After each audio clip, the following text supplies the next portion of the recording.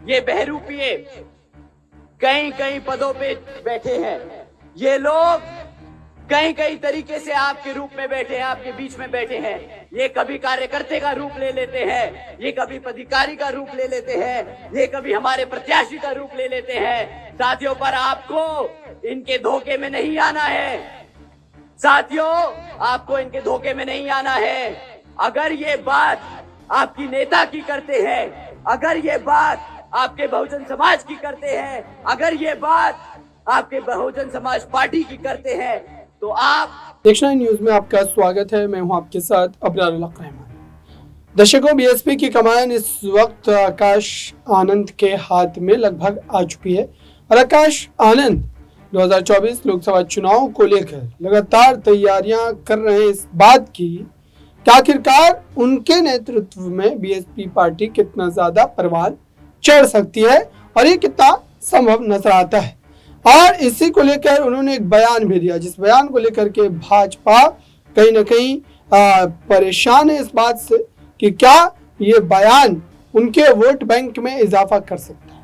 लेकिन सवाल ये है कि आखिरकार बहुजन समाज पार्टी, जो कि आप कह सकते हैं कि इस वक्त कई राजनीतिक दुश्वारियों का सामना कर रही है और पार्टी लगातार हार का भी सामना कर रही है, कार्यकर्ता पार्टी का साथ छोड़ रहे हैं और साथ ही मायावती के भी रवैये पर सवाल उठता है।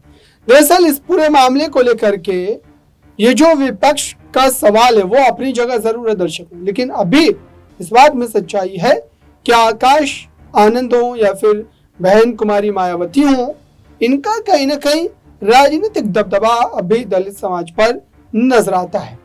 अब आइए आपको दर्शकों वो बयान सुनवाते हैं आकाश आनंद का, जिस बयान के बाद ये राजनीतिक गलियारों में इस समय काफी ज्यादा हलचल देखने को मिल रही है। संभल के रहना होगा। साथियों,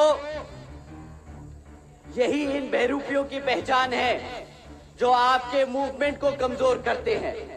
साथियों, जो बहन जी के खिलाफ बोलता है, जो बहन जी के संघर्षों को छोटा और कम बताता है, वही इस मूवमेंट का सबसे बड़ा विरोधी है। साथियों, जो बहन जी के खिलाफ है वो खाली बहन जी के नहीं, वो मान्यवर साहब के खिलाफ है, वो इस बाबा साहब भीमराव अंबेडकर जी के खिलाफ है, वो आपके बहुजन समाज पार्टी के खिलाफ है, वो इस संविधान के खिलाफ है। साथियों, इसी क्रम में पिछले कुछ सालों से ये बहरूपिये कई कई पदों पे बैठे हैं। ये लोग कई कई तरीके से आपके रूप में बैठे हैं, आपके बीच में बैठे हैं।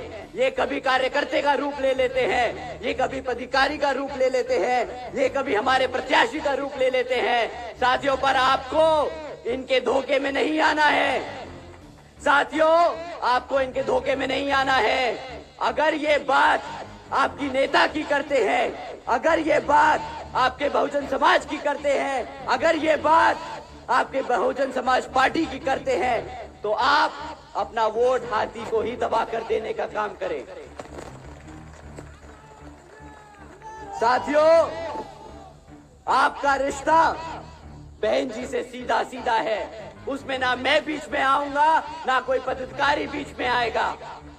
आपकी बात सीधा बहन जी से होगी, आपका मैसेज सीधा बहन जी तक पहुंचेगा और वो आपका सीधा काम करेंगे।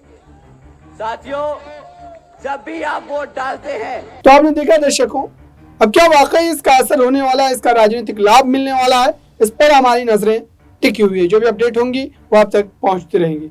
देखते रहिए नेक्स्ट 9 न्यूज।